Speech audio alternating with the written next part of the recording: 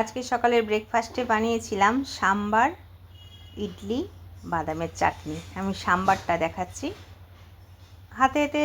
হাতের কাছে থাকা সমস্ত সবজি দেওয়া যায় সাম্বারের মধ্যে। আমি লাউ, গাজর, একটু বিনস, একটু বিট এগুলোই দিয়েছিলাম। সব ছোট ছোট করে কেটে নিয়েছি। 3-4টে কাঁচা লঙ্কা আমি চিড়ে দিয়েছি। আর যেটাকে বলে অড়হর ডাল, ওই ডালটাকে আমি 1 বাটি ভালো করে ধুয়ে ভিজিয়ে রেখেছি আধা ঘন্টা আগে।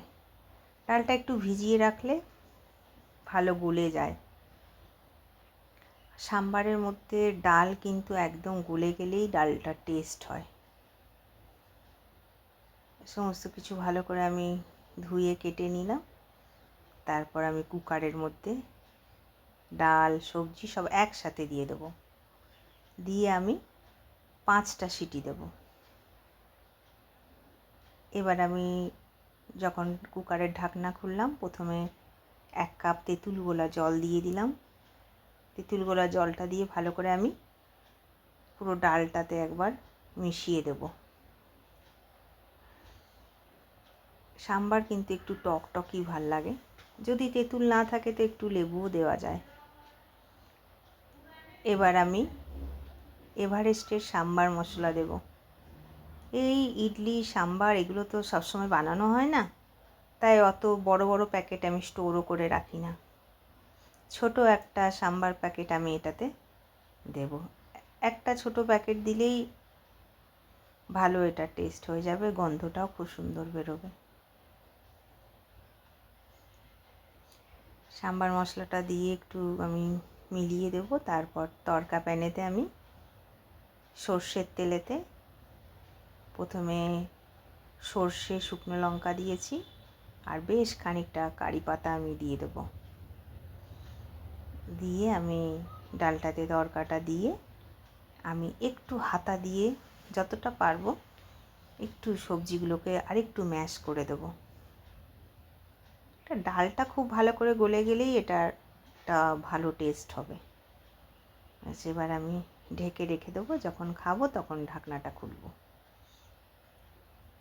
এবার আমি দেখাচ্ছি ইডলি। ইডলির জন্য আমি কালকে রাত্রিরেই উড়দ ডাল 250, আর যেটা আমি বলবো ইডলির চাল কিংবা মোটা আতপ চাল বললেও এটা দেয় দোকানদার, ওটা 250, দুটো আমি ভালো করে ধুয়ে ভিজিয়ে রেখেছিলাম। সকালবেলা আমি 3 ঘন্টা আগেই এটা পেস্ট করে নিয়েছি। পেস্ট করে একটু ঢেকে রেখে দিয়েছিলাম। ইডলির যে পেস্টটা হবে ভীষণ মিহি হওয়া চাই, তাহলে ইডলির জালিটা খুব সুন্দর হবে। এবার একটু নুন আর একটা ছোট প্যাকেট ইনো দিয়ে আমি ভালো করে ব্যাটারটা ভালো করে মিলিয়ে নিলাম।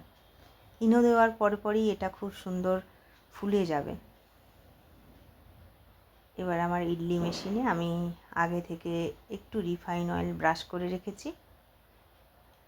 এবার আমি 1 হাতা করে দিয়ে দেবো। নিচের যে বাটিটা থাকবে সেটাতে একটু কম দেবেন, কেননা ফুলে গেলে ওটার উপরের বাটিটাতে লেগে ওটার শেপটা নষ্ট হয়ে যাবে। তাই আমি নিচের বাটিটাতে একটু কম কম দিলাম, উপরের বাটিটাতে আমি একটু বেশি দিচ্ছি। এই মেশিনটা একটা কড়াইয়ের টাইপের, অনেক দিন আগে মা আমাকে এনে দিয়েছিল হায়দ্রাবাদ থেকে। আমি কড়াইটা কিন্তু বসিয়ে দিয়েছি জল দিয়ে, 2 গ্লাস জল এটাতে দিয়ে দিয়েছি। এবার এই বাটিগুলো খুব আস্তে করে আমি বসিয়ে দেব। 10 মিনিট পর আমি আগুনটা আমি কিন্তু মিডিয়াম ফ্লেমেতে রেখেছিলাম। কাঁটাটা দিয়ে দেখে নেব একদম খুব ভালো সেদ্ধ হয়েছে, আর ইডলিগুলো কি সুন্দর ফুলেও গেছে। আমি আবার ঢাকনাটা দিয়ে গ্যাসটা বন্ধ করে কমসে কম 5-6 মিনিট ছেড়ে দেবো, একটু ঠান্ডা হতে দেবো। তারপর ইডলিগুলো এরকম চাকুর সাহায্যে আমি উঠিয়ে নেব। একটু ঠান্ডা হলে ইডলিটা খুব ভালো উঠবে, গরম গরম তুললে ভেঙেও যেতে পারে। চাকুর সাহায্যে আমি ইডলিগুলো খুব সুন্দর করে তুলে নেব। একবারে আমার 8টা ইডলি তৈরি হয়। অত বেশি বড় না মেশিনটা। আমি ভেঙে দেখাচ্ছি কি সুন্দর জালি হয়েছে আর খুব সফট। এমনিতে তো ডাল চালের ইডলিটাই খেতে বেশি ভালো লাগে, যতই আমরা সুজি দিয়ে করি আর যাই দিয়ে করি, ডাল চালের ইডলিটার একটা অথেন্টিক টেস্ট আছে। ব্যাস, আমার ব্রেকফাস্টের প্লেটটা রেডি হয়ে গেছে। বাদামের চাটনি, সাম্বার আর ইডলি।